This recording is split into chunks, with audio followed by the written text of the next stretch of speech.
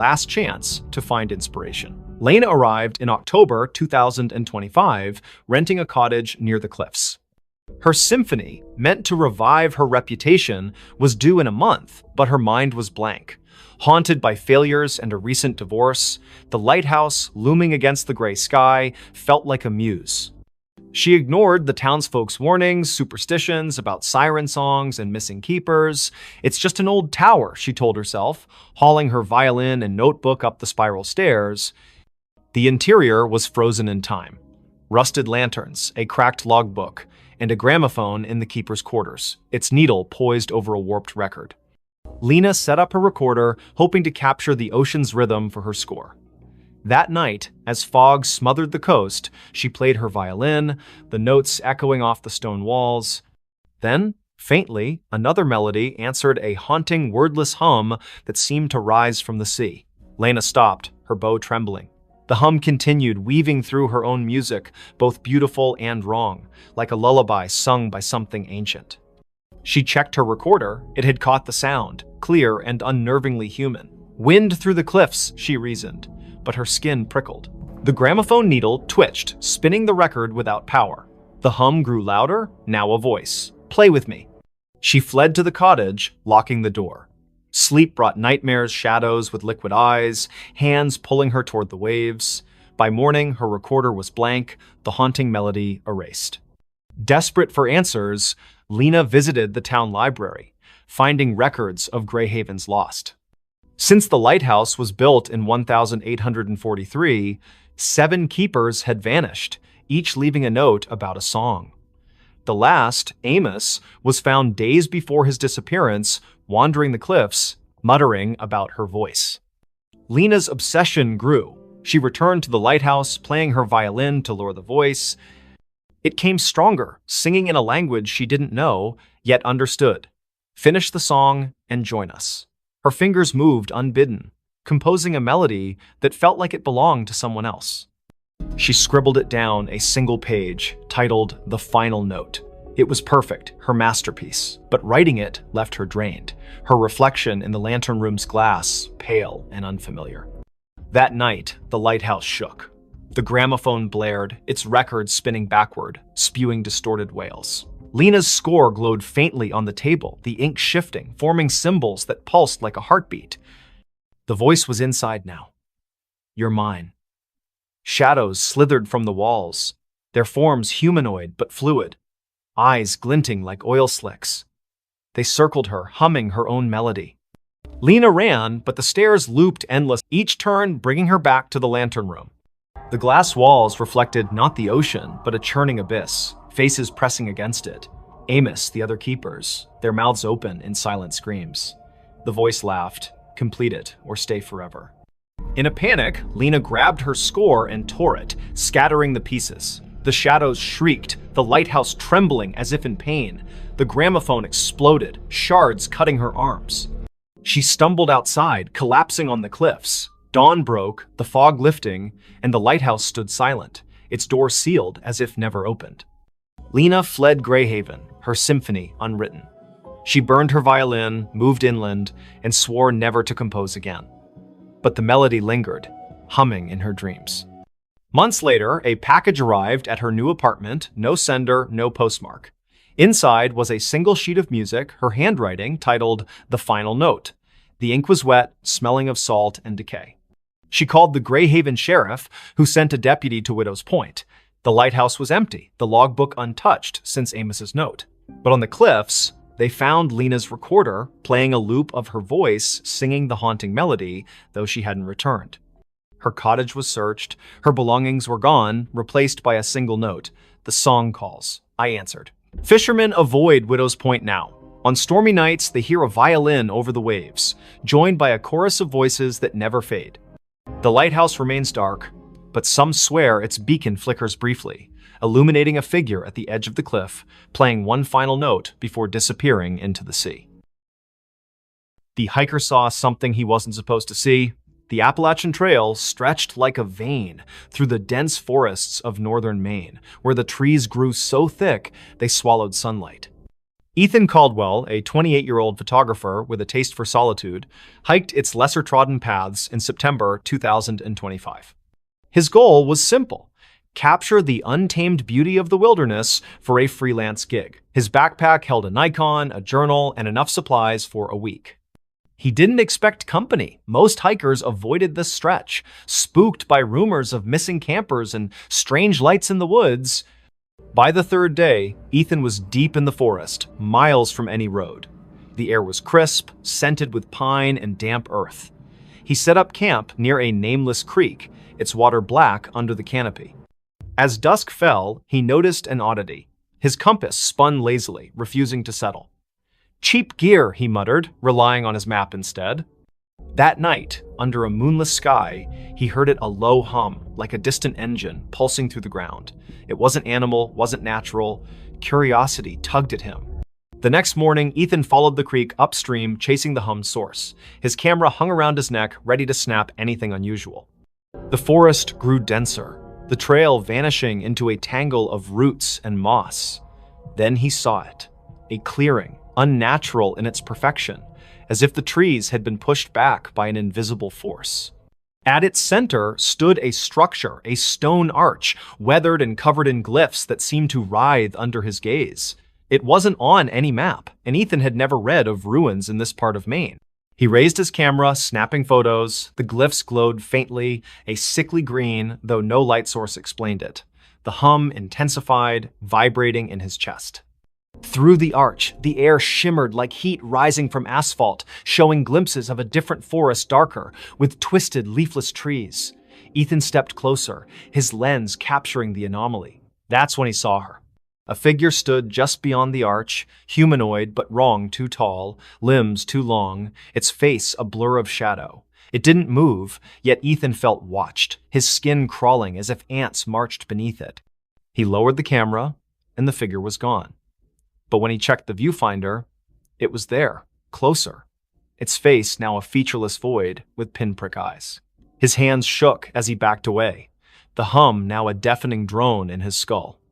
Ethan ran, branches clawing at his face. His compass was useless, spinning wildly. The forest seemed to shift, paths looping back to the clearing no matter which way he turned. Panic set in as night fell, the hum replaced by whispers his name, spoken in a voice that wasn't human. "You saw," it hissed, echoing from every tree. He stumbled into his campsite, only to find his tent shredded, his journal open to a page he hadn't written, "You weren't supposed to see." Desperate, Ethan checked his camera. The photos of the arch were gone, replaced by images of himself hiking, sleeping, eating, taken from angles that meant someone or something had been watching him for days. The last photo showed him standing before the arch, the figure behind him, its long fingers brushing his shoulder. He hadn't felt a thing. He fled toward the nearest ranger station, 20 miles south, using the stars to navigate. But the forest fought him. Roots tripped him, shadows moved against the wind. At dawn, he found a stream and followed it, hoping for salvation. Instead, it led back to the clearing. The arch loomed larger now, the glyphs pulsing red. The figure stood within, motionless, its void face fixed on him. "Join us," the whispers urged, now a chorus. Ethan's legs buckled, his vision blurring. He saw flashes, other hikers, campers, their faces frozen in terror, pulled through the arch into that other forest. His camera grew heavy, the strap tightening like a noose. He tore it off, smashing it against a rock. The whispers screamed, the arch flaring bright enough to burn his eyes. Ethan ran blindly, collapsing hours later near a logging road. A trucker found him, incoherent, babbling about an arch and eyes in the dark.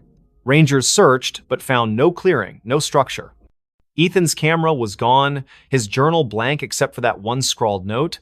Doctors diagnosed exposure and trauma, but Ethan knew better. He moved to a city, avoiding forests, but the whispers followed, faint at first, growing louder each night. You can't unsee. Months later, a hiker found a single photo wedged in a tree on the Appalachian Trail, a grainy shot of Ethan standing before a stone arch, his face pale, eyes wide. Behind him, a figure loomed, its fingers on his shoulder. The hiker burned the photo, fearing it would follow him too.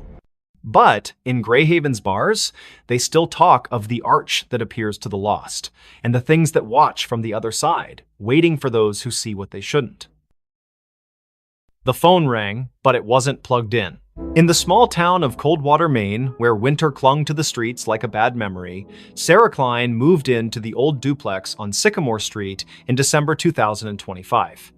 She was 31, a graphic designer fleeing a toxic relationship and a city that felt suffocating. The duplex was cheap, its faded wallpaper and sagging floors a small price to pay for solitude. The landlord, a nervous man named Mr. Greeley, handed her the keys with a warning. "Don't mind the quirks, old houses creak." Sarah nodded, eager to unpack and start over. The first quirk appeared on her second night. She was sorting boxes in the living room when the phone rang, a shrill, brassy jangle from an ancient rotary phone on the kitchen counter. Sarah froze.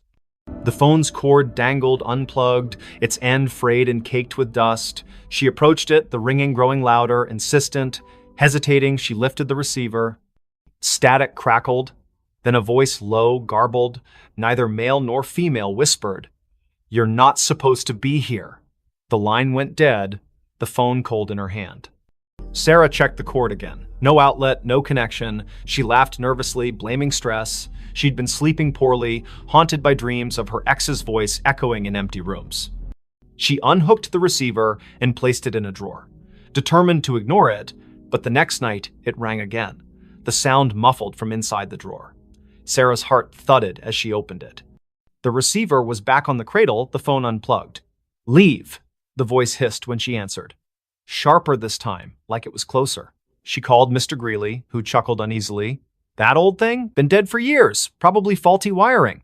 He promised to send an electrician, but no one came." Sarah tried to focus on work, sketching logos on her tablet, but the phone rang every night at 3:13 a.m., each call more menacing. "Get out, or stay forever," it warned, the static now laced with faint screams. She stopped answering, but the ringing grew louder, vibrating through the walls. Desperate, Sarah dug into the duplex's history. The town library's archives revealed a grim past. In 1974, the previous tenant, Margaret Hale, vanished after neighbors reported hearing her scream during a storm. Her belongings were found untouched, except for a rotary phone unplugged with a note beside it. "It won't stop." Other tenants had fled over the decades, citing noises and bad feelings. A man in 1992 claimed the phone spoke his name before he disappeared.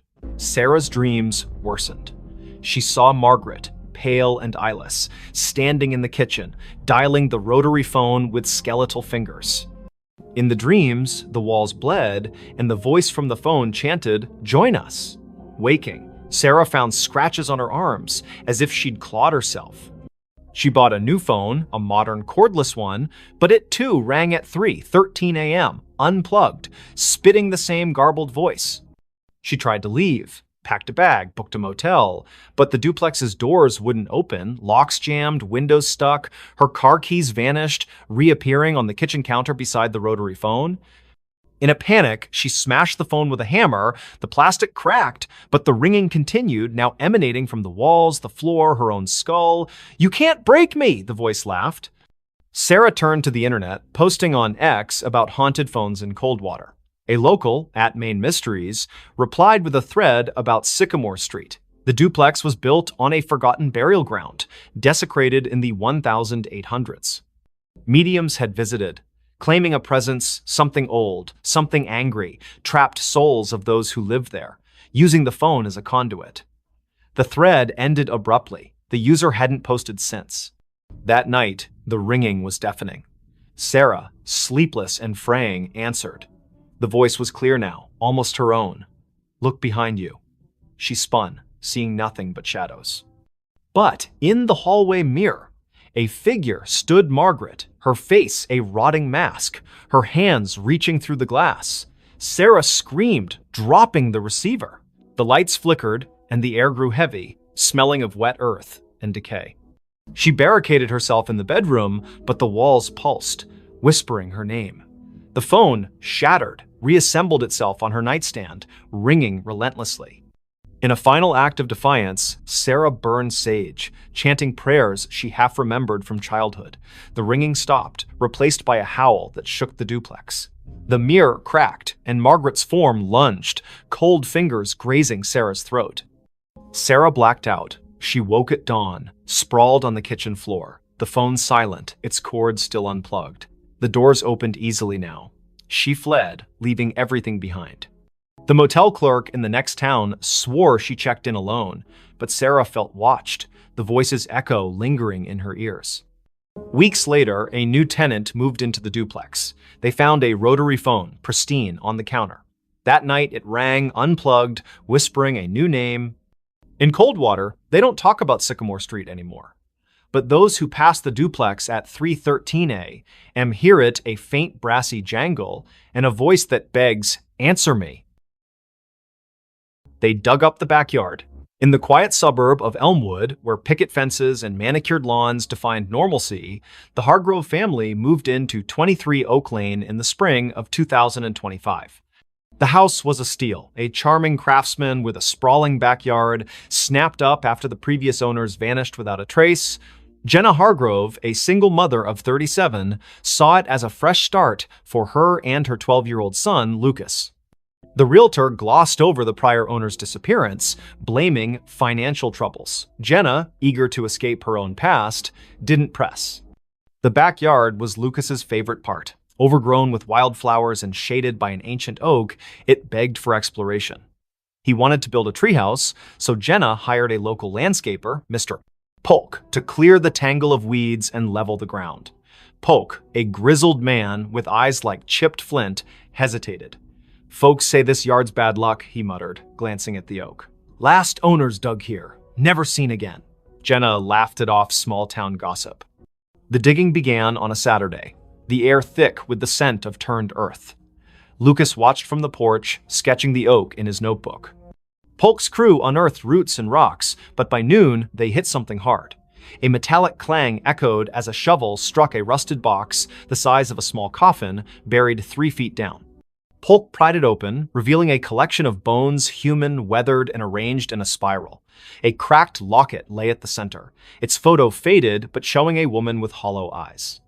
Jenna called the police. Sheriff Tate arrived, his face grim. "Not the first time," he said, bagging the bones. He wouldn't elaborate, but Lucas overheard him whisper to a deputy about the Oak Lane curse. The bones were sent for analysis, and digging stopped. That night, the house felt different. The air was heavy, the silence oppressive. Lucas woke to scratching beneath his bedroom floor, like nails clawing wood. "Mice," Jenna reassured him, but her voice wavered. The next day, Lucas found his sketchbook open to a new drawing, not his. The oak was depicted, its branches twisting into faces, their mouths open in silent screams. Jenna, pale, insisted it was a prank, but Lucas noticed her hands trembling. That evening, the backyard changed. The wildflowers wilted, their petals blackening. The oak's shadow seemed to stretch too far, pooling like ink across the lawn. At midnight, the scratching returned, now from the backyard. Lucas peered out his window and froze. The oak's branches swayed, though no wind stirred. Figures moved in the shadows, vague, humanoid shapes that flickered like bad film reels. He woke Jenna, who saw nothing but felt a chill that wasn't there before. "We're leaving tomorrow," she promised. But the car wouldn't start in the morning, its battery drained. Sheriff Tate returned with news. The bones were over a century old, likely from a family that lived on the land in the 1870s. They'd vanished after digging a well under the oak, leaving behind rumors of a deal with something in the earth. The locket's photo matched a missing woman, Eliza Marrow, rumored to have practiced rituals to bind the land.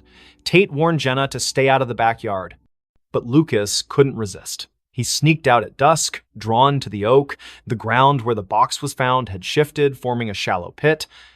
Inside, the locket lay again, open, its photo now clear Jenna's face, not Eliza's. Lucas screamed, dropping it, the ground pulsed, and a voice whispered from the pit, "You dug too deep!" Jenna found him, dragging him inside. The house locked itself, doors jammed, windows sealed. The scratching became a pounding, shaking the walls.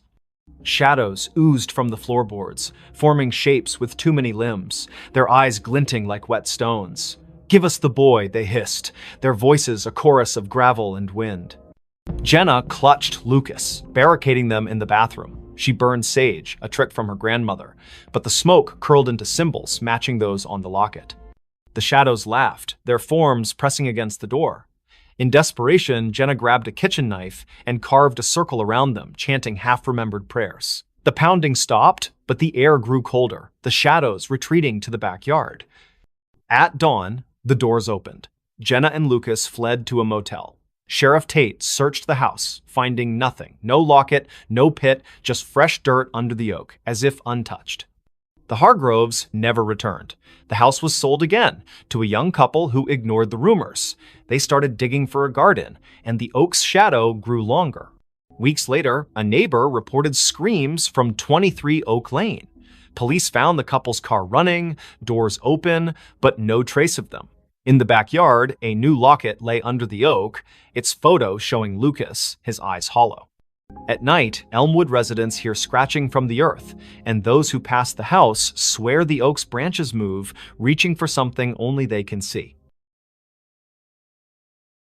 The smile in her last photo. In the sleepy town of Willow Creek, nestled between rolling hills and a sluggish river, Mia Reynolds was known for her photography. At 27, she had a knack for capturing the soul of her subjects' families, weddings, even the town's annual fair. Her studio on Main Street was cluttered with vintage cameras and Polaroids pinned to corkboards. But in November 2025, Mia took a photo that would haunt Willow Creek forever. It started with a commission from the town's historical society. They wanted shots of the old Grayson Manor, a crumbling estate on the outskirts, abandoned since the 1940s. Rumors swirled about its last resident, Evelyn Grayson, who vanished after a fire gutted half the house. Locals whispered of her ghost, a pale figure seen in the manor's broken windows, smiling. Mia, a skeptic, saw it as a chance to boost her portfolio. She arrived at the manor on a foggy afternoon, her Nikon slung around her neck. The air was heavy, smelling of damp wood and something sour like rotting flowers. The manor loomed, its spires jagged against the gray sky, windows like empty eyes. Inside, dust motes danced in her flashlight's beam, illuminating peeling wallpaper and charred furniture. Mia snapped photos, the click of her shutter echoing in the silence. In the upstairs parlor, she found a cracked vanity mirror, its surface clouded but oddly warm to the touch. As she framed a shot, her camera's viewfinder flickered, showing not the room, but a woman pale, with long dark hair, wearing a tattered dress. Her smile was too wide, stretching beyond human limits, her eyes black voids. Mia gasped, lowering the camera. The room was empty, but the mirror reflected the woman, her head tilting as if studying Mia. Heart pounding, Mia fled, her photos untouched. Back at her studio, she developed the images. Most were normal, dusty rooms, broken stairs, but the last photo, taken in the parlor, showed the woman standing behind Mia, her smile splitting her face. Mia's own reflection in the photo was wrong, her eyes wide with terror she didn't remember feeling. She burned the print, but the image lingered in her mind, that smile searing itself into her dreams. That night, her studio phone rang, though the line had been disconnected for months.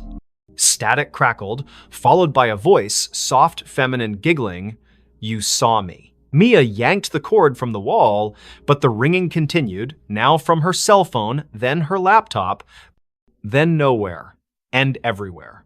She locked the studio and ran home, but the giggling followed, echoing in her apartment's walls.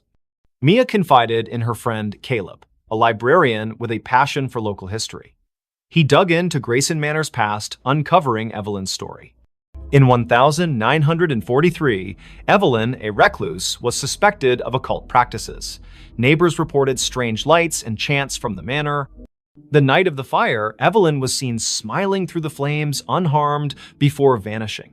Her last photo, taken days earlier, showed that same unnatural smile, her eyes black as ink. Caleb warned Mia to stay away, but she couldn't. The manor pulled her back, her camera heavy in her hands. She returned at dusk, the air colder, the manor darker. In the parlor, the mirror glowed faintly.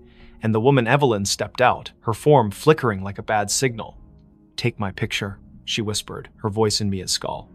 Mia's hands moved against her will, snapping a photo. The camera burned her fingers, and the mirror cracked, shards falling like rain. Mia ran, but the manor's doors slammed shut, trapping her. Shadows writhed, forming figures with Evelyn's smile, their mouths stretching impossibly wide. "You're part of me now," they chanted, their voices a chorus of giggles.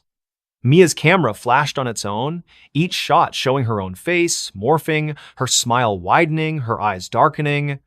Caleb found her car outside the manor the next day, the doors locked, her camera inside.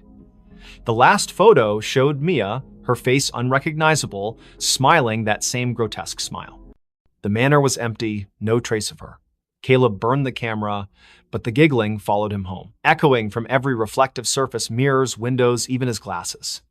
Willow Creek sealed the manor, but Mia's photos began appearing around town, tacked to lampposts, slipped under doors. Each showed her with that smile, her eyes black, standing in places she'd never been. Those who kept the photos heard the giggling, saw her in their mirrors. The town stopped taking pictures, afraid of what their cameras might capture. But at night, in Willow Creek's quiet streets, some swear they see Mia smiling, her camera flashing, waiting for someone new to see her last photo. A child's cry in an empty house. In the forgotten outskirts of Dunhaven, a Rust Belt town where factories stood like tombstones, the house at 9 Hollow Road was a local legend. Its windows were boarded, its paint peeled like dead skin, and its yard was a jungle of thorns. No one had lived there since the 1980s, when the Miller family vanished, parents, 2 kids gone overnight. The only trace was a child's shoe found in the attic, stained with something the police never identified. In November 2025, Nora Ellis, a 34-year-old true crime podcaster, saw the house as her next big story. Nora arrived with her recorder, a flashlight, and a skeptical smirk. Dunhaven's locals warned her away, whispering of cries heard at midnight, lights flickering in empty rooms. "Ghost stories pay the bills," she told her producer over the phone, setting up in the house's foyer. The air was thick, smelling of mildew and something sharper, like burnt sugar. Her recorder hummed, capturing the silence until a faint sob broke through, a child's voice trembling from upstairs. Nora froze. The house was supposed to be empty. She called out, "Hello?" Her voice echoed, unanswered, but the sobbing grew louder, coming from the attic. She climbed the stairs, their creaks swallowing her footsteps. The attic door was ajar, though town records swore it was nailed shut after the Millers' disappearance. Inside, the air was colder, the darkness heavier. Her flashlight caught a child's drawing on the floor, stick figures in a circle, their heads scratched out, red crayon dripping like blood. The sobbing stopped. Nora's recorder crackled, replaying the cry on loop, though she hadn't touched it. "Help me," the voice whispered, now inside her head. She stumbled back, her flashlight flickering. In its beam, she saw movement, a small figure darting behind a pile of moldy boxes. "Who's there?" she shouted, but the attic was empty again. Her recorder now played a different sound, laughter, high and cruel, layered over the sobs. Nora dug into the Millers' case that night, holed up in a motel. Old newspaper clippings told of the family's odd behavior before they vanished, parents pale and withdrawn, the children, Anna and Tim, seen drawing strange symbols in the yard. A neighbor claimed Anna spoke of friends in the walls who sang to her. The police found no bodies, no clues, only that shoe, a girl's sneaker, size 3, with stains that tested inconclusive. Back at the house the next day, Nora set up motion sensor cameras. At dusk, the sobbing returned, now from the basement. She descended, the stairs slick with dampness. The basement was a maze of crates and rusted pipes, the air thick with the burnt sugar smell. Her camera caught nothing, but her recorder picked up whispers. "Stay with us." A child's handprint appeared on a crate, wet and glistening, though the floor was dry. Nora's skin crawled as the sobbing turned to giggles, echoing from every corner. She found a loose floorboard, prying it up to reveal a tin box. Inside were Anna's drawings, dozens of them, showing a faceless figure with too many arms, surrounded by crying children. A note, in childish scrawl, read, They want us to stay forever." As Nora read, the basement door slammed shut. Her flashlight died, and the giggles became screams. Not a child's, but something older, hungrier. "You found us," it hissed. Nora's cameras failed, their footage corrupted, showing only static with faint outlines of a child's face, eyes black. She ran, but the house seemed to shift, hallways looping, doors leading back to the basement. In the attic, the drawings had multiplied, covering the walls, now depicting Nora alongside the faceless figure. Her recorder played her own voice, screaming, though she hadn't opened her mouth. Desperate, she smashed a boarded window, crawling into the thorn-choked yard. The cries followed, now outside, circling her. She stumbled to her car, driving to the motel, but the rearview mirror showed Anna's face, her eyes hollow, her mouth a gaping smile. Nora swerved, nearly crashing, and the face vanished.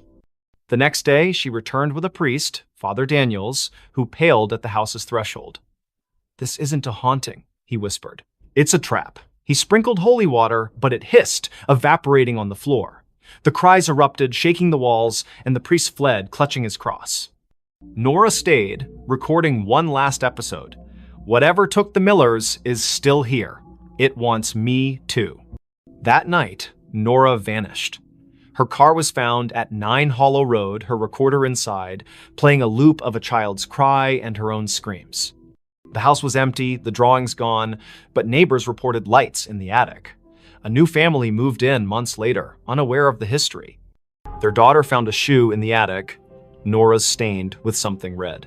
At midnight, they heard it, a child's cry echoing from an empty house, calling them to stay.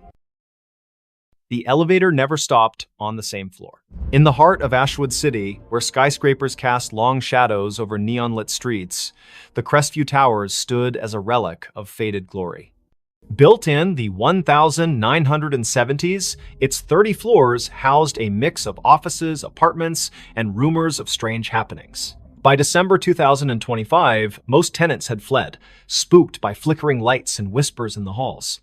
But for Riley Tate, a 29-year-old freelance coder scraping by, the cheap rent on the 2021 floor was worth the eerie vibes.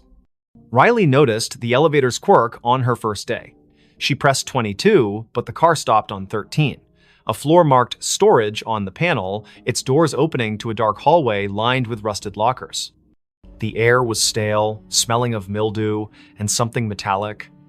She jabbed the close button, but the elevator lingered, as if waiting. "Old wiring," she muttered, ignoring the faint hum like a distant voice coming from the corridor. The next day, it happened again. She pressed 22, but the elevator stopped on 7, revealing a dimly lit floor with peeling wallpaper and a child's tricycle tipped over in the hall. No one lived on 7. The landlord, Mr. Voss, a gaunt man with nervous eyes, swore it was vacant. Riley's skin prickled as the hum returned, now forming words, "Stay." She slammed the close button, her heart racing as the door shut. By the third night, the elevator never reached her floor.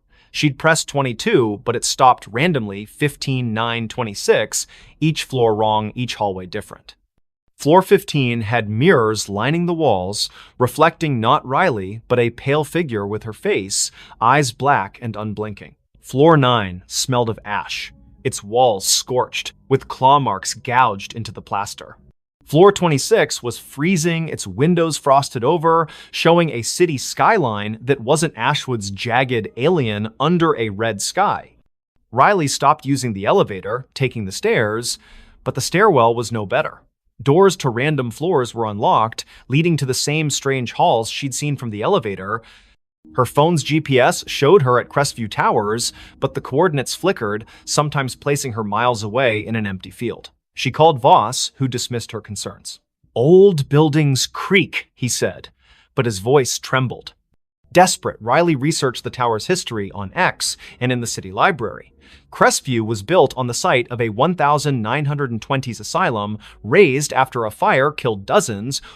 Survivors spoke of an elevator to nowhere, a lift that trapped patients in looping corridors, never reaching their intended floor.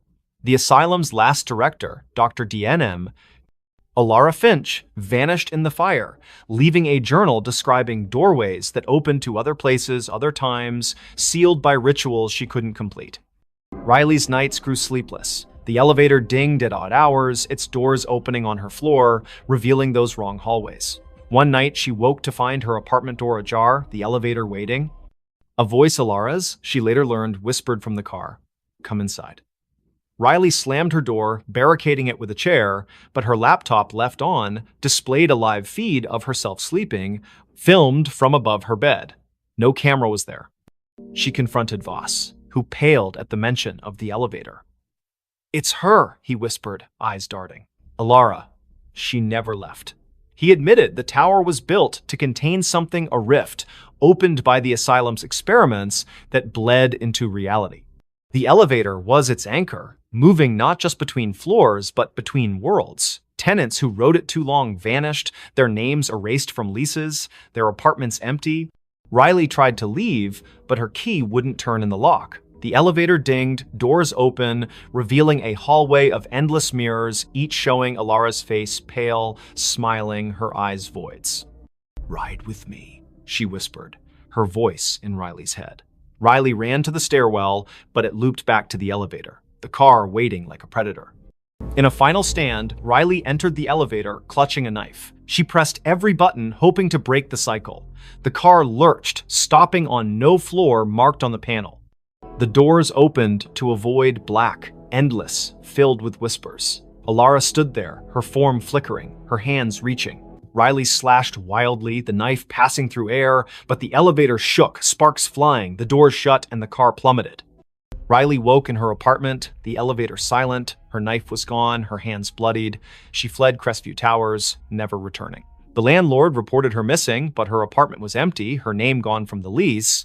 Months later, a new tenant rode the elevator to 22. It stopped on 13, the doors opening to a hallway where Riley stood, her eyes black, whispering, "Stay." The elevator still runs in Crestview Towers, never stopping on the same floor twice. Tenants avoid it, but some nights it calls, its ding echoing through empty halls, inviting the unwary to ride where no one returns. Knock from the invisible. In the remote village of Thornwick, nestled deep in the fog-drenched valleys of upstate New York, the old Whitaker cottage stood alone at the edge of Blackthorn Woods. Its clapboard walls sagged and its windows were clouded with grime, yet it drew Clara Wren, a 32-year-old writer seeking solitude to finish her novel. In January 2026, she rented the cottage, ignoring the locals' warnings about its history. "People don't stay long," the grocer said, his eyes darting to the woods. "It knocks, and then it takes." Clara dismissed it as folklore. The cottage was perfect, isolated, cheap, with a stone fireplace and a view of snow-laden pines. She unpacked her laptop, notebooks, and a thermos of coffee, settling into a rhythm of writing by day and stoking the fire by night. But on her third night, as a storm howled outside, she heard it, 3 sharp knocks on the front door.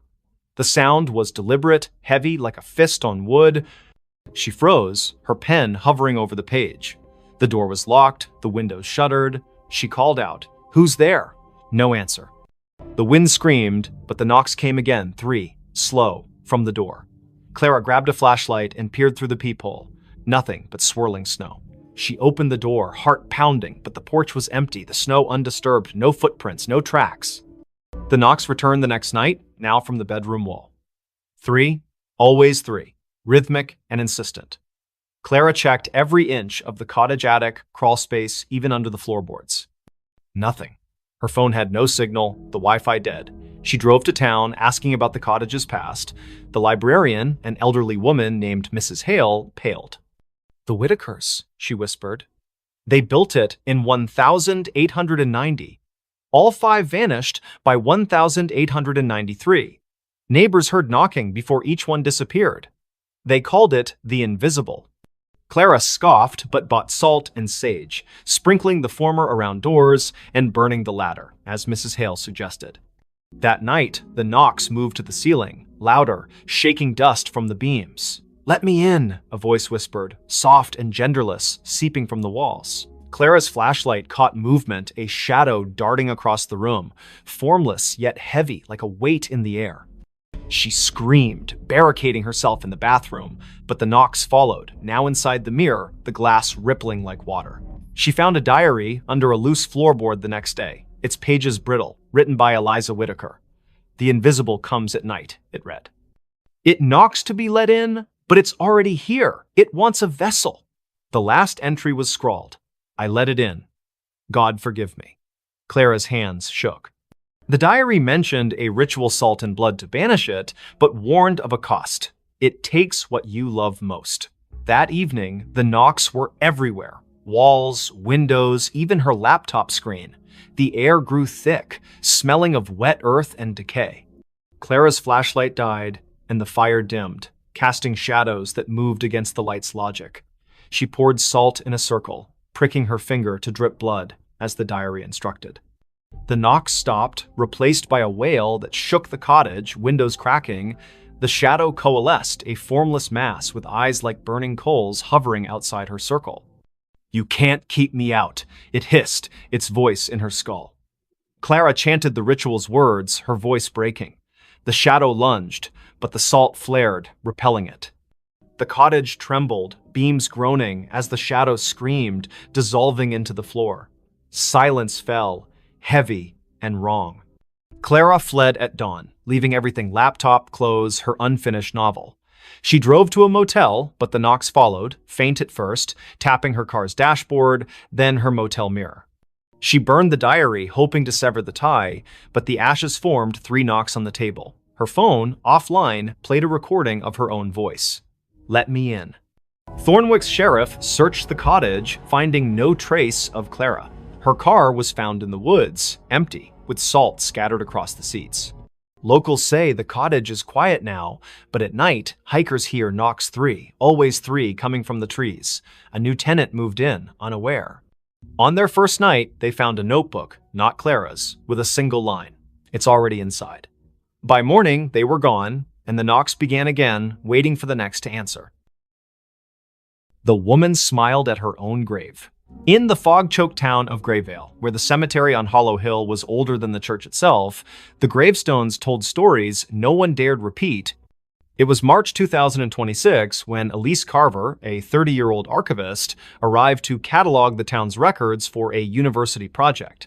Grayvale's library was a treasure trove of crumbling ledgers, but it was the cemetery that drew her a maze of moss-covered stones, some dating back to the 1700s. Locals avoided it, whispering of a woman seen wandering among the graves, smiling at one in particular. Elise, ever the skeptic, dismissed the tales as rural superstition. She set up in a rented room above the town's only inn, her nights filled with dreams of fog and footsteps. Her first visit to the cemetery was uneventful, her camera snapping photos of weathered epitaphs under a gray sky. But one grave stood out: Margaret Vane, 1,894, 1,924, taken by the mist. The stone was pristine, untouched by time, its inscription sharp. Elise's fingers brushed it, and a chill sank into her bones, though the air was still. That night, her photos wouldn't load. The camera's screen flickered, showing not the cemetery, but a woman pale, with dark hair and a smile that stretched too wide, standing before Margaret's grave. Elise's heart pounded. She hadn't seen anyone there. She deleted the image, but her laptop crashed, rebooting to a desktop wallpaper of the same woman smiling directly at her. The innkeeper, Mrs. Dowell, noticed Elise's unease at breakfast. "You've been to Hollow Hill," she said, her voice low. "Don't go back. Margaret doesn't like visitors." She spoke of 1,924 when Margaret Vane, a recluse, was found dead in her home, smiling, with no cause of death. Days before, she'd been seen at her own grave, digging in the dirt, her smile unnerving witnesses. Since then, those who lingered at her grave vanished, their names added to the cemetery's mistaken stones. Elise, stubborn, returned to the cemetery. The fog was thicker, curling like fingers around the graves. She found Margaret's stone again, now surrounded by fresh dirt, as if someone had dug and refilled it. Her camera clicked, but the lens caught a shadow moving behind her, a woman, her dress tattered, her smile a slash of white. Elise spun, finding nothing but fog. Her recorder, left running, picked up a whisper, "You're mine." Back at the inn, Elise's dreams turned vivid. Margaret stood at her grave, smiling, her eyes black voids. "Join me," she mouthed, her voice echoing in the room. Elise woke to find her window open, fog seeping in, and her camera full of new photos. Her sleeping, her walking, her standing at the grave, Margaret always behind her, smiling. She burned sage, a trick from her mother, but the smoke formed Margaret's face, grinning. Desperate, Elise scoured the library. A 1,924 journal, hidden in a locked drawer, told of Margaret's pact with the mist, a ritual to cheat death, binding her soul to the cemetery. She'd smile at her grave to seal the bargain, trapping others to sustain her. Each victim's name appeared on a new stone, their bodies never found. Elise's name was scribbled in the journal's margin in her own handwriting, though she'd never touched it. That night, the fog invaded the inn. Elise's door wouldn't lock, her phone dead. She fled to the cemetery, hoping to break the cycle. Margaret's grave was open, a yawning pit. Inside, bones gleamed, and a mirror lay propped against the dirt, reflecting not Elise, but Margaret, smiling, her hands reaching through the glass. "Stay forever," she whispered, her voice in Elise's skull. Elise smashed the mirror, shards cutting her hands. The fog screamed, the grave collapsing, burying the bones. She ran, the town blurring past, until she reached a gas station miles away. She never returned to Grayville. Her photos left behind were found by the innkeeper, each showing Elise at the grave, Margaret's smile growing wider, her face merging with Elise's. Months later, a new archivist came to Grayville. They found a fresh stone in the cemetery. Elise Carver, 1,995-2026, taken by the mist. Locals swear they see her at dusk, standing by the grave, smiling a smile too wide. Her eyes too dark. The fog rolls in thicker now, and those who linger hear a whisper, "Join me." The stones multiply, and Margaret's grave, always pristine, waits for the next name. She vanished in front of everyone. The grand ballroom of the Eldridge Hotel buzzed with excitement on that fateful evening. Crystal chandeliers cast a warm glow over the crowd of 200 guests, all dressed in their finest attire for the annual masquerade gala. Laughter echoed off the marble walls, glasses clinked in toasts, and the orchestra played a lively waltz. At the center of it all was Sophia Laurent, the enigmatic hostess known for her flair for the dramatic. Sophia was a vision in a flowing crimson gown that shimmered like liquid fire under the lights. Her mask, adorned with feathers and jewels, concealed her eyes but not her radiant smile. She was a socialite, a philanthropist, and rumor had it, a woman with secrets deeper than the ocean. "Tonight," she announced from the stage, her voice silky and commanding, "I shall perform a feat that will leave you breathless, a vanishing act right before your eyes." The audience murmured in anticipation.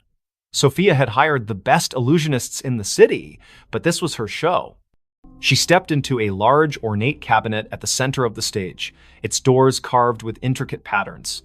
Her assistant, a tall man in a tuxedo named Victor, locked the doors with a flourish.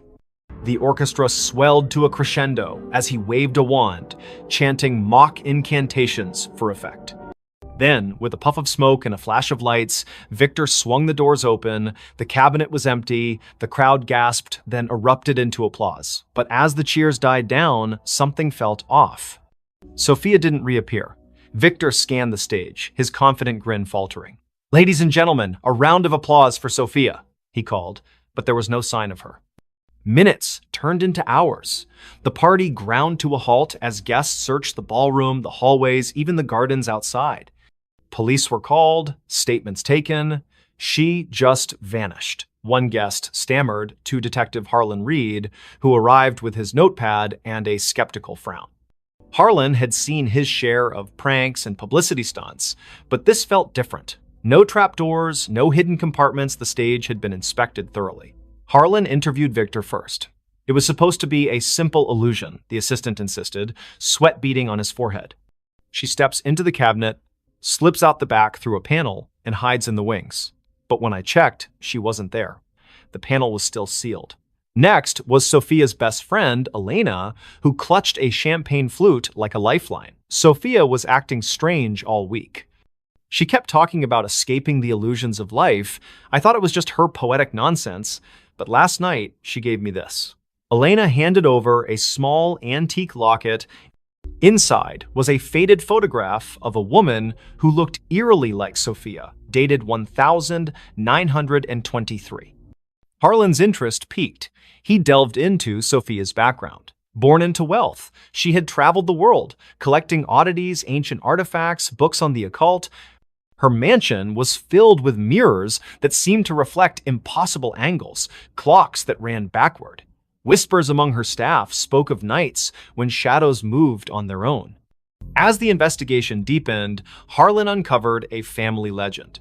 Sophia's great-grandmother, Isabel Laurent, had vanished in 1923 during a similar gala at the same hotel. Witnesses swore she stepped into a mirror and never came out. The case was unsolved, dismissed as a hoax, but Sophia had been obsessed with it, spending fortunes on psychics and historians.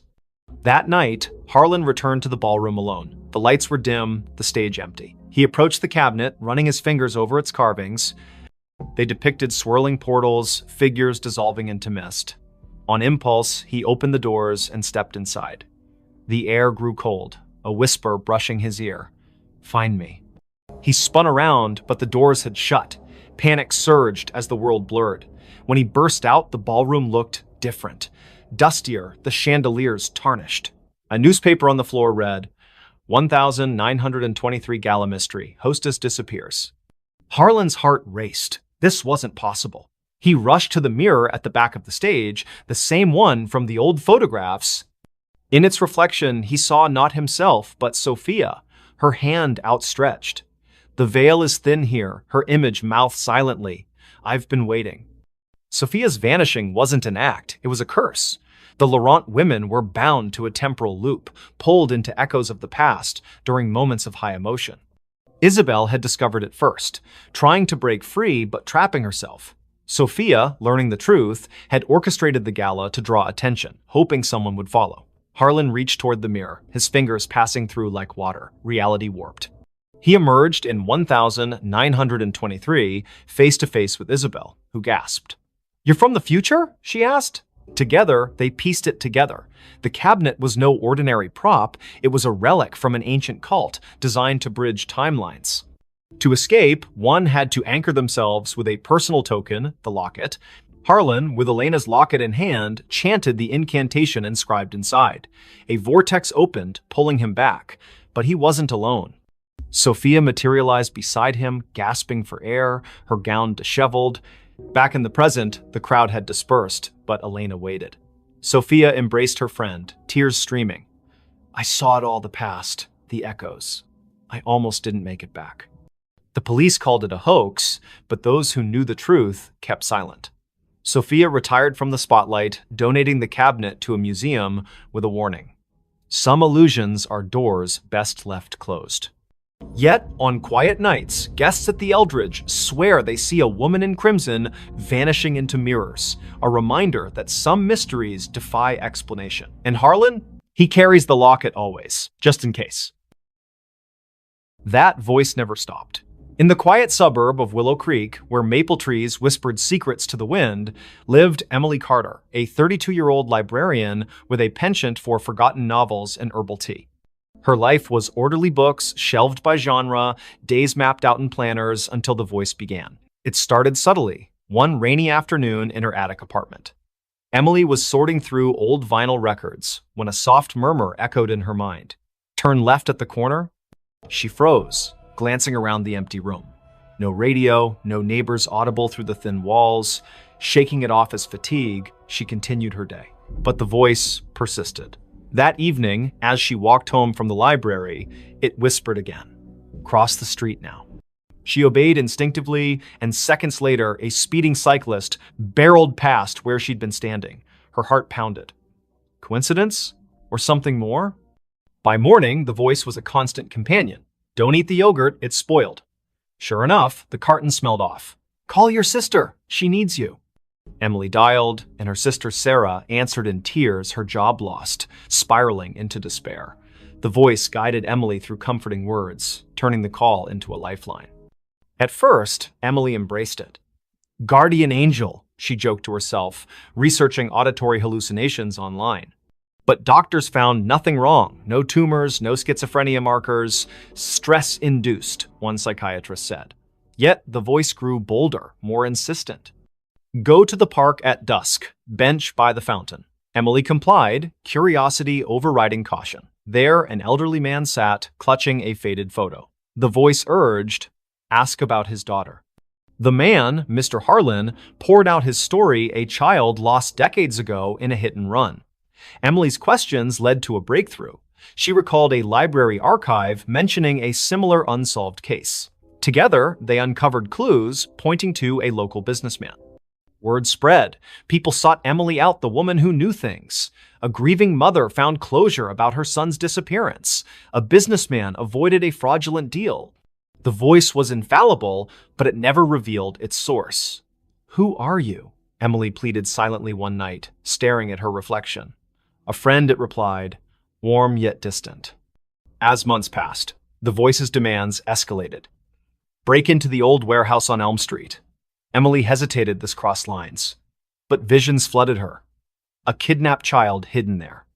She went, heart racing, and found the boy, alerting police anonymously. Heroic, yet terrifying. The voice was reshaping her life, pulling her from quiet anonymity into shadows of danger. Then came the nightmares.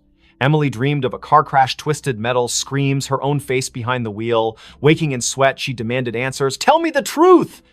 The voice sighed. "I am you, Emily, from the future." Disbelief shattered her, but fragments aligned. The crash in her dreams? A memory, not a premonition. In 2047, Emily would invent a neural implant for time echo communication, sending warnings back to prevent tragedies. But a glitch trapped her consciousness in a loop, echoing eternally to her past self. "The voice never stops because you never let it," it explained. I chose this to save lives, to rewrite fates. But the cost, isolation, madness creeping in." Emily recoiled. Was her life a puppet show? She tried ignoring it, drowning it with music, pills, but it persisted.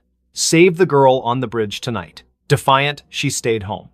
The next day's news: a suicide off the Willow Creek Bridge. Guilt crushed her. Resigned, Emily accepted her fate.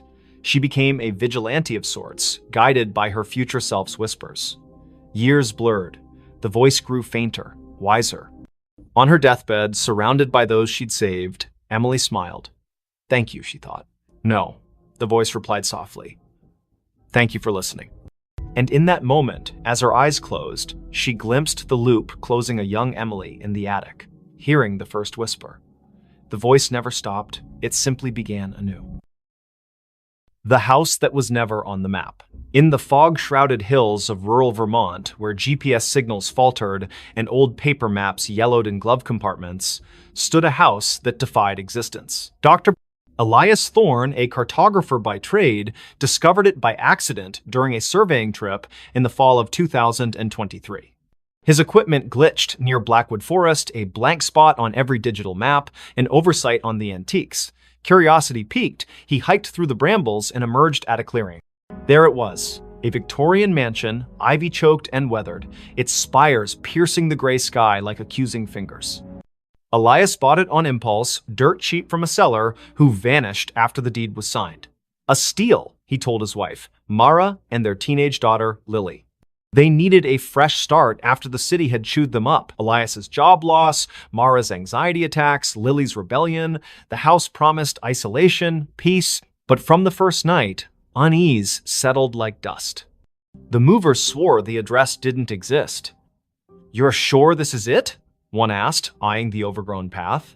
Inside, the room smelled of damp earth and forgotten whispers. Elias laughed it off, but Lily found the first anomaly. Her phone's map app showed an empty field where the house should be. "Glitch," she muttered, but zooming in revealed nothing. No streets, no landmarks, just void. That evening, as rain lashed the windows, strange sounds began. Not creaks or groans, but echoes, faint conversations from empty rooms, like recordings of lives long past. Mara heard children's laughter in the attic, though the stairs led to a bricked-up wall. Imagination, Elias dismissed, burying himself in his maps. He spread them across the dining table, marking the house's location obsessively. But no matter how he plotted coordinates, the ink bled, lines curving away as if repelled. Lily explored the basement first. Flashlight in hand, she descended creaking stairs into a labyrinth of cobwebbed shelves. Amid dusty crates, she found a leather-bound journal dated 1897. The entry spoke of a builder, Harlan Crow, who constructed the house as a sanctuary from the world's gaze. But later, pages devolved into madness. The walls shift. Doors open to nowhere. It hides us from maps, from reality itself. The last entry, we are not alone. The others, they never left. That night, Lily dreamed of shadows peeling from the walls, forming humanoid shapes that whispered her name. She woke to find her bedroom door ajar, leading not to the hallway, but to a mirrored corridor stretching infinitely. Panicking, she slammed it shut. In the morning, it was normal again. Bad dream, she told herself, but bruises on her arms suggested otherwise. Elias noticed changes too. Rooms expanded or contracted overnight. The kitchen, once cozy, now felt cavernous, echoes amplifying every footstep. He measured it, dimensions impossible, defying Euclidean geometry. Non-Euclidean spaces, he murmured, recalling Lovecraftian tales. Mara found solace in the garden, but the flowers wilted under her touch, petals curling like screams. The horrors escalated. One evening, during dinner, the lights flickered. When they stabilized, Lily was gone. Elias and Mara searched frantically upstairs, basement, outside, no trace. But from the vents came her voice, faint and distorted. Help, it's pulling me in. They tore at wallpaper, revealing older layers beneath. Faded drawings of trapped figures, hands pressed against invisible barriers. Elias delved into local lore at the town library. Blackwood Forest had a history disappearances dating back centuries. Settlers spoke of a fold in the world, a place where reality thinned, swallowing the unwary. Harlan Crow, it turned out, was an occultist who built the house on a ley line, intending to escape creditors and enemies by making it unfindable. But the ritual backfired, anchoring the house in a liminal space, a pocket dimension that fed on inhabitants. That night, Mara vanished too. Elias heard her screams from the attic, now inexplicably accessible. He climbed, finding a room filled with mannequins posed in frozen agony faces, twisted, eyes hollow. One wore Mara's necklace. No, he gasped, backing away.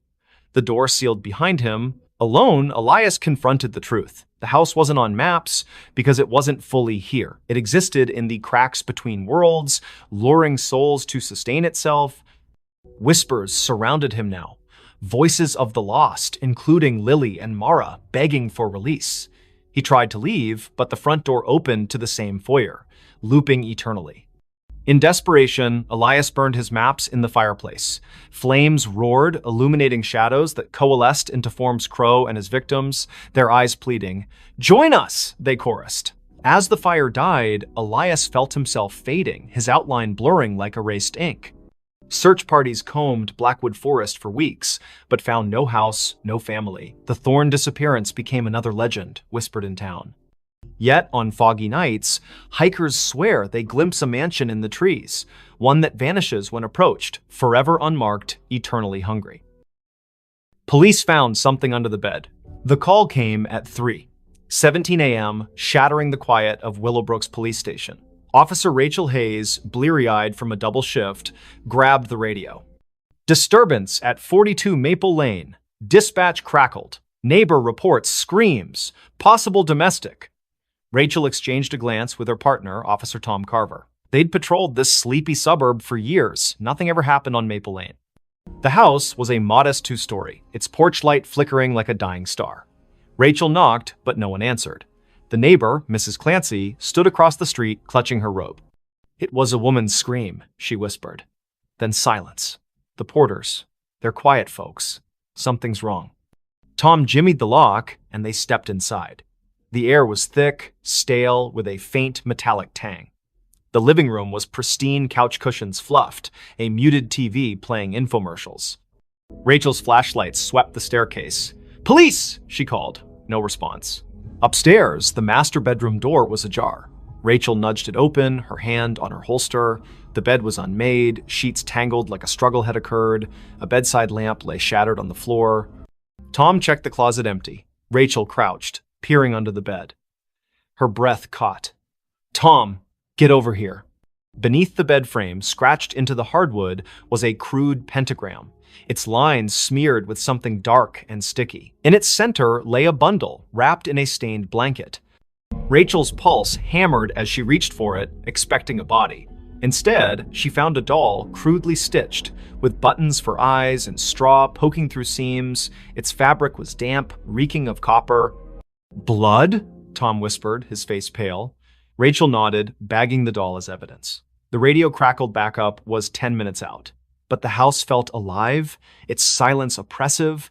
A faint scratching came from the walls, rhythmic, like claws on wood. They searched the rest of the house. In the basement, they found Polaroids scattered across a workbench, images of the Porters, Claire and David, smiling at first, then progressively gaunt, eyes hollow. The last photo showed Claire staring blankly, her hands clutching the doll. Scrawled on the back, "It sees us." Rachel's skin prickled. "We need to find them," she said. But Tom pointed to the ceiling. The scratching had moved upstairs. They ascended cautiously, following the sound to the guest room. The door was locked. Tom kicked it open, revealing a small space with a single window, curtains billowing despite no breeze. On the floor lay David Porter, his throat slashed, eyes wide in frozen terror. Claire was gone. Blood trailed from the body to the bed, where the mattress sagged oddly. Rachel lifted it. Underneath, carved into the box spring, was another pentagram, this one larger, its lines pulsing with a faint red glow. The scratching stopped. A whisper slithered from the shadows. "You found me." Tom stumbled back, his gun shaking. Rachel's flashlight flickered, plunging them into darkness. When it snapped back on, the room was empty, David's body gone. Only the doll remained, now lying in the pentagram's center, its button eyes glinting. "Rachel, we need to go," Tom urged, but she couldn't move. The doll's head twitched, turning toward her. A giggle echoed, high and childlike, though no child lived here. The walls seemed to breathe, closing in. Rachel grabbed the doll, intending to secure it, but it burned her hand, leaving a blistered mark. Backup arrived, flooding the house with lights and voices, but the evidence was vanishing. The pentagram under the bed was gone, the floor pristine. The doll in Rachel's evidence bag was now just a pile of ash. The photos in the basement? Blank. David's body never reappeared, and Claire remained missing. The official report called it a domestic dispute gone wrong, but Rachel knew better. She couldn't sleep. The giggle followed her home, echoing in her apartment. One night, she woke to scratching under her own bed. Heart pounding, she looked, nothing. But her flashlight caught a faint outline, a pentagram, freshly carved, with a single button eye in its center. The next morning, neighbors reported a scream from Rachel's apartment. Police found her bed empty, sheets tangled. Underneath, a new doll lay, its face stitched to resemble Rachel, its eyes wide and unblinking. The case was closed, another disappearance in Willowbrook. But late at night, officers swear they hear scratching from the evidence room where the doll sits, waiting. She came home, but it wasn't her home. Clara Vance stepped off the Greyhound bus in Hollow Pines, Vermont, her boots crunching on the frost-dusted gravel. It was November 2025, and after a decade in Chicago chasing dreams that crumbled into barista shifts and unpaid bills, she was back. The town hadn't changed. Same sagging general store, same church steeple piercing the fog. Her childhood home, 17 Birch Road, waited at the edge of town, a two-story relic her mother left her when she passed last year. Clara hadn't been back since the funeral. The key turned stiffly in the lock, the door groaning as if reluctant. Inside, the air was stale, heavy with dust and memory. Clara dropped her duffel bag, expecting the familiar. Creaky floorboards, faded floral wallpaper, her mother's knitting chair by the fireplace. But something was off. The furniture was rearranged chairs, angled wrong, the sofa pushed against the wrong wall. A faint smell of lavender lingered, though her mother hated floral scents. Jet lag, Clara muttered, rubbing her eyes.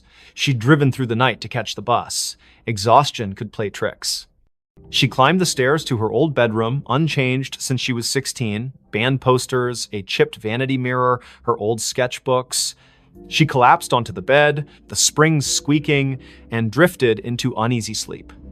A sound woke her soft footsteps pacing downstairs. Clara froze, heart thudding. She lived alone. Hollow Pines was too small for break-ins.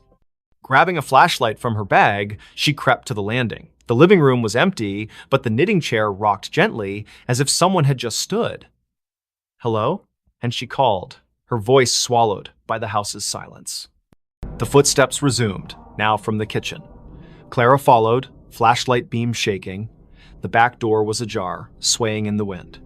She locked it, chalking it up to forgetfulness, but as she turned, her reflection in the kitchen window caught her eye.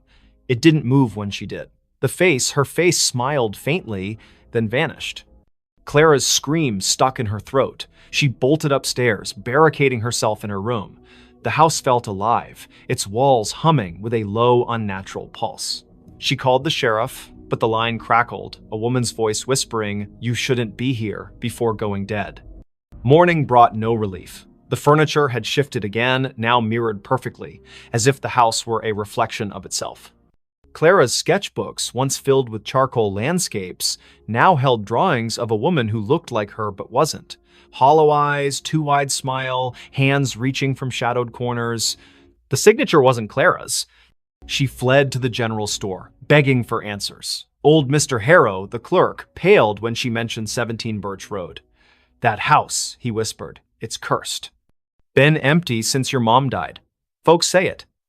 Mimics things. People. Places." He told of a girl in the 1950s, Abigail, who vanished after moving in. Locals swore they saw her afterward, but she was wrong. Her smile too sharp, her eyes too dark. Clara laughed it off, small-town superstition, but dread gnawed at her. Back at the house, she found a trap door under the rug, one she'd never seen as a child. It led to a basement, damp and cold, its walls etched with spiraling symbols that pulsed faintly under her flashlight. At the center stood a cracked mirror, twice her height. In it, Clara saw not herself, but the other woman, her doppelganger, wearing Clara's clothes, mimicking her movements with a delay, like a lagging video feed. "This is my home now," the reflection-mouthed, voice echoing in Clara's skull. She stumbled back, tripping over a box of her mother's things. Inside was a diary, pages brittle. Her mother wrote of the other Clara, a presence that appeared after Clara left for Chicago. "She walks my halls, wears my daughter's face. I locked the mirror, but she's breaking through." Clara's blood ran cold. Her mother hadn't died of a heart attack. She'd been found in the basement, clutching a rosary, eyes wide with terror. The coroner never explained the claw marks on her arm. That night, the house turned hostile. Doors slammed shut, locking Clara in the living room. The doppelganger appeared in every reflective surface: windows, the TV screen, even a spoon on the table each time closer, her smile stretching wider. "Give me your place," she hissed, her voice a distorted echo of Clara's. Desperate, Clara smashed the basement mirror, hoping to sever the connection. Shards flew, but the doppelganger laughed, her form coalescing from the fragments into a physical being. It lunged, cold fingers grazing Clara's throat.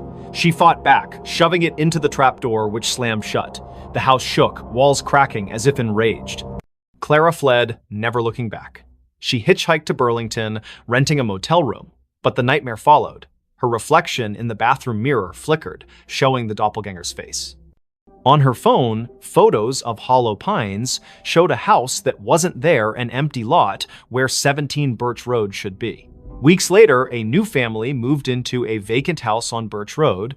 They found Clara's duffel bag, her sketchbooks, but no Clara. Neighbors whispered of a woman seen at dusk, sketching by the church, her smile too wide, her eyes too dark. When police searched, they found a trapdoor, a shattered mirror, and a diary warning of a house that steals souls, replacing them with something else. Clara was never found. But in Hollow Pines, they say she still walks, trying to come home to a house that was never hers. That night, the mirror started talking. The antique mirror arrived at the thrift store on a damp October morning in 2025, its gilded frame tarnished, its glass clouded like a cataract eye. Nora Blake, a 29-year-old artist with a penchant for salvaging broken things, bought it for $10. "It's got character," she told the cashier, ignoring the way his hands shook as he wrapped it. Her apartment in downtown Ashwick, a crumbling mill town, was already a mosaic of thrift finds, chipped teacups, warped books, a clock that ticked backward. The mirror fit right in, hung above her fireplace, reflecting her cluttered living room in muted grays. Nora noticed the oddities that first night. While sketching at her easel, she caught a flicker in the mirror, not her reflection, but a shadow that darted out of sight. She blinked, chalking it up to exhaustion. She'd been pulling late shifts at the diner, her hands smelling of grease and coffee.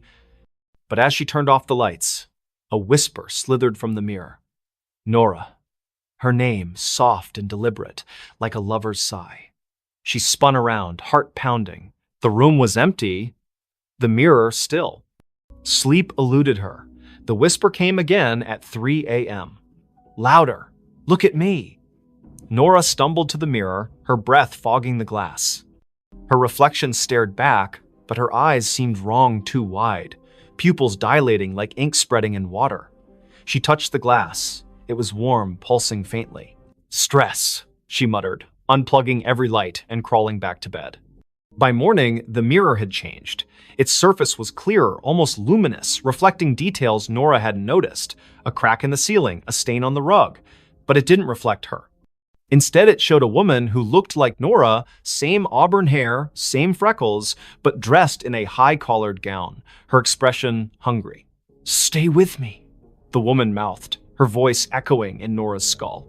Nora covered the mirror with a sheet, but the whispers persisted, seeping through the fabric.